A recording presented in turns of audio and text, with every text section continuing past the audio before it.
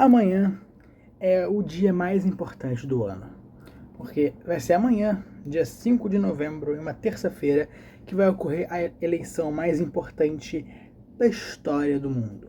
Eu não digo apenas da história dos Estados Unidos, mas da história de toda a humanidade. Assim, não vai ser necessariamente amanhã, porque a gente sabe que as eleições americanas sempre demoram, bastante para ficar sabendo dos resultados. Só que é amanhã que o povo americano e os colégios eleitorais vão decidir o futuro presidente dos Estados Unidos, Kamala Harris ou Donald Trump. E por que é tão importante essa eleição? Como que ela afeta o Brasil, especialmente a sua vida? Só que antes de eu dar a resposta, eu vou só aqui falar uma coisa que eu acho que é importante de ser dita, que é, afinal, por que eu estou fazendo esse vídeo aqui para o canal? Porque tem muitas pessoas que ainda têm dúvidas sobre o que é, assim, qual é o centro do meu canal, sobre qual é o meu principal assunto, qual é o tema que eu abordo aqui no meu canal.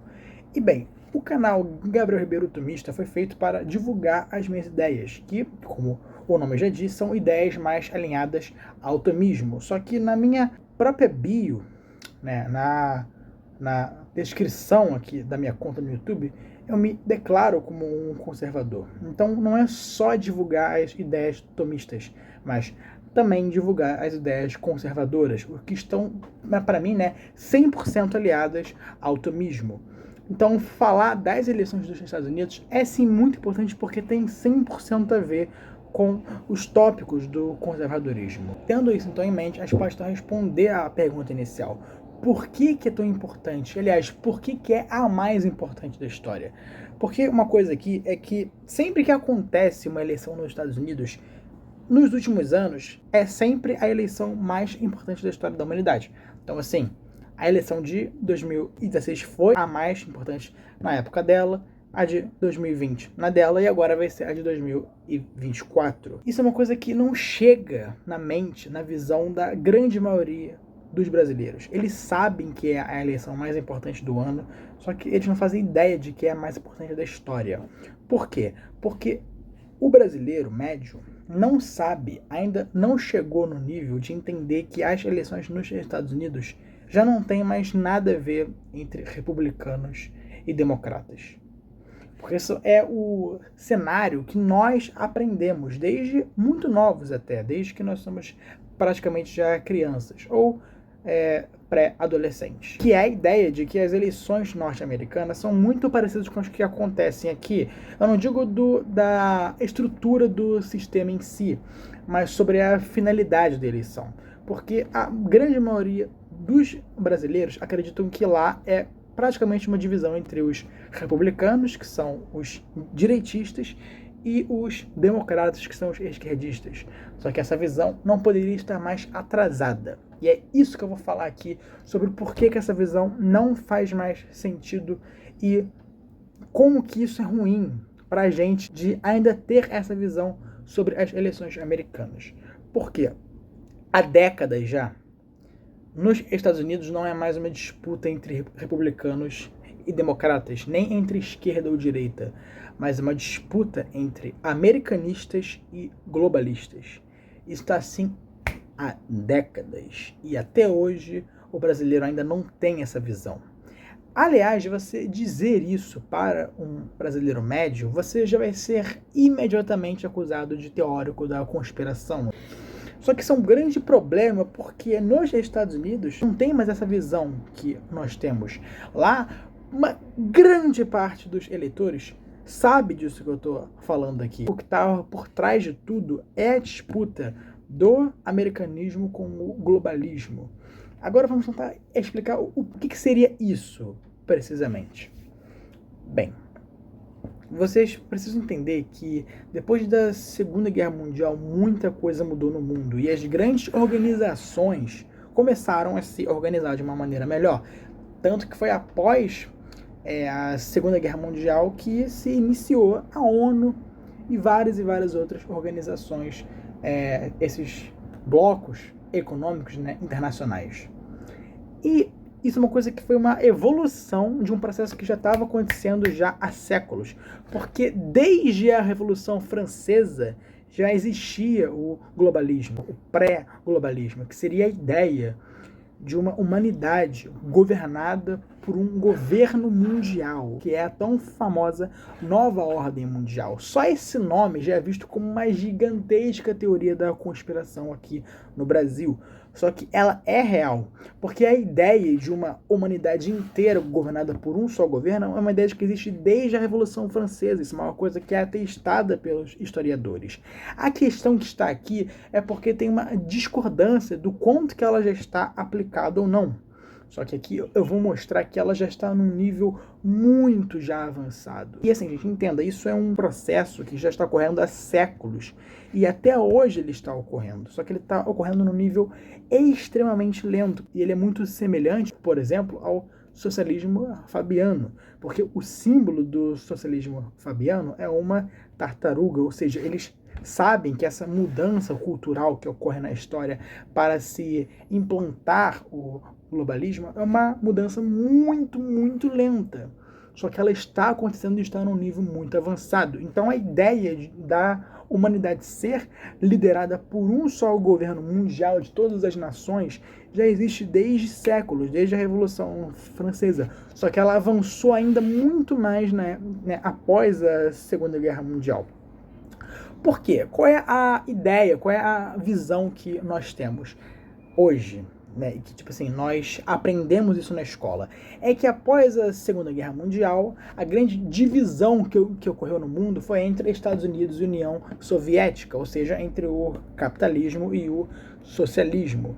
Só que isso foi apenas um jogo simbólico, mais uma vez uma camada, porque a verdadeira batalha da Guerra Fria foi entre Ocidente e Oriente, os dois blocos que governam cada um.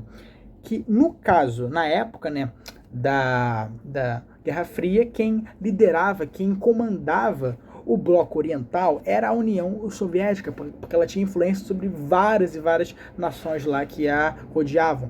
Agora aqui no Ocidente tem a figura dos Estados Unidos, porque lá foi o país que mais se proliferou o capitalismo, ou seja, o livre mercado. Tanto que foi, durante séculos, o país com mais milionários e bilionários do mundo. Então lá era meio que o paraíso do livre mercado. E foi lá que surgiu especialmente os grandes blocos econômicos, que foi a elite econômica e financeira do Ocidente, ou seja, as grandes famílias bilionárias. Então essa foi sempre a grande disputa que ocorreu na Guerra Fria, que era o governo soviético, a influência do governo soviético contra a influência desses blocos econômicos ocidentais. Então, assim, sempre foi essa disputa. E quem estava no meio dela? Quem literalmente estava dividindo o Ocidente do Oriente? O Oriente Médio. E quem tem maior influência no Oriente Médio? A Irmandade Muçulmana. Qual que é o grande ponto aqui? O governo soviético era aquele que realmente queria ter a maior influência global. Ou seja, o governo soviético queria dominar o mundo, porque ele queria ter influência sobre o mundo inteiro. Agora, em contrapartida, no Ocidente, quem queria dominar o mundo inteiro eram as grandes famílias bilionárias, eram a elite financeira e econômica do Ocidente, que iria ter influência sobre o mundo inteiro. Só que, ao mesmo tempo, a Irmandade Muçulmana também queria ter essa influência. Então, o Ocidente queria tentar convencer a Irmandade Muçulmana e o governo soviético também queria fazer o mesmo. Então essa foi a grande disputa e isso evoluiu após a Guerra Fria. Acontece que teve a queda da União Soviética, e aí muitos acreditam que essa disputa então acabou e que o capitalismo venceu, em que então desde então a gente vive na era do livre mercado. Só que não, porque a União Soviética caiu, só que vocês acham que os ex-membros da KGB iriam deixar isso barato? Os vários e vários comunistas que estavam lá e viúvos da União Soviética iriam deixar isso barato? É Óbvio que não. Eles vão fazer de tudo para reconstruir a União Soviética de novo, para reconstruir a influência que o governo oriental tinha. Então, hoje, o que é a nova União Soviética? É a união simbolizada especialmente na aliança entre Rússia e China. Ou seja, é o eurasianismo. Então, essa é a influência do bloco oriental. O bloco ocidental, até hoje, são as famílias bilionárias e que querem sim implantar um governo mundial, que estão lá na figura do George Soros, da família Rockefeller, Warren Buffett e vários outros. Só que, obviamente, como eu também falei aqui, os Estados Unidos, eles são a maior potência econômica do mundo e eles estão no Ocidente e foi nele que surgiu especialmente, né, essas famílias bilionárias e essa elite financeira, esse fórum econômico do Ocidente. Graças a isso, então, os Estados Unidos sempre foi, e é até hoje, o país mais influente do mundo. Então, os Estados Unidos, ele meio que se divide nessa disputa, porque ora ele apoia os globalistas, ou seja, as famílias bilionárias que mandam no mundo, ora ele quer ser independente, ora ele quer ser soberano. E aí está a disputa entre os americanistas e os globalistas, porque os globalistas querem criar um só governo mundial, uma só influência no mundo inteiro, que vai ser liderada pelas famílias bilionárias e pela elite econômica ocidental. Só que os americanistas acreditam que quem deve ter a maior influência sobre o mundo é os Estados Unidos. Então, os americanistas são meio que os patriotas, digamos assim, porque eles querem que os Estados Unidos, que o país deles, continue sendo o grande soberano do mundo. O grande país mais influente da Terra. Então essa é a grande disputa do mundo que se tem hoje. E isso está especialmente configurado nas figuras dos republicanos e dos democratas, porque os republicanos são quase que em geral os americanistas. Agora, os democratas são quase que em geral os globalistas.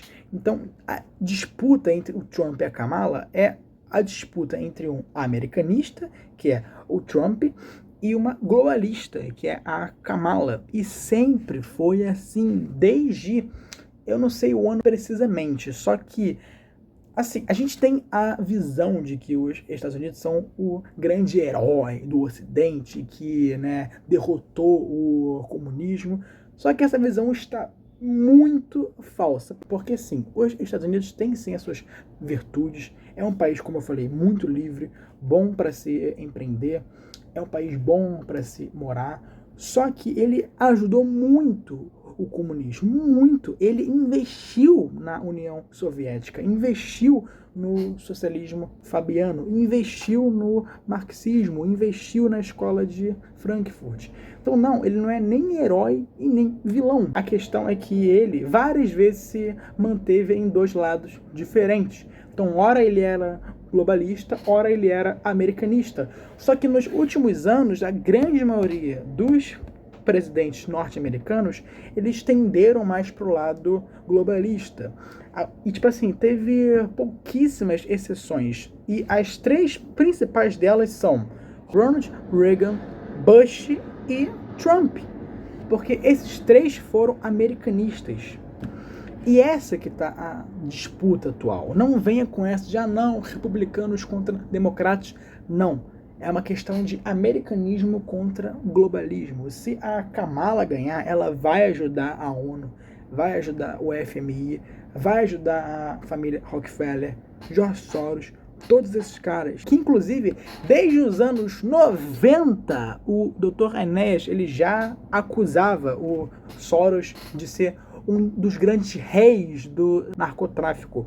Porque o George Soros, ele é um globalista que, obviamente, ele espalha as ideias de aborto, desarmamento, legalização das drogas. Ele espalha isso, ele investe nisso. Sempre que tem eleições nos Estados Unidos, vocês podem pesquisar, ele investe bilhões na candidatura dos democratas, ou seja, dos globalistas. Sempre. E ele fez isso com a Kamala de novo esse ano, mesmo já estando com quase 100 anos de idade. Esse cara só faz o mal para a humanidade. Esse cara só faz o mal. E é basicamente isso, gente. Agora, com essa nova consciência, talvez a gente vá ver, então, né, os resultados de amanhã diferente do que você iria ver se você não tivesse visto esse vídeo. E é basicamente isso. Eu gosto muito desse assunto e tem ainda muita coisa para se falar sobre ele. Eu só fiz meio que aqui um resumo do resumo. Então é basicamente isso. Espero que vocês tenham gostado. Deixa o like, se inscreva no canal. Tamo junto. Até o próximo vídeo.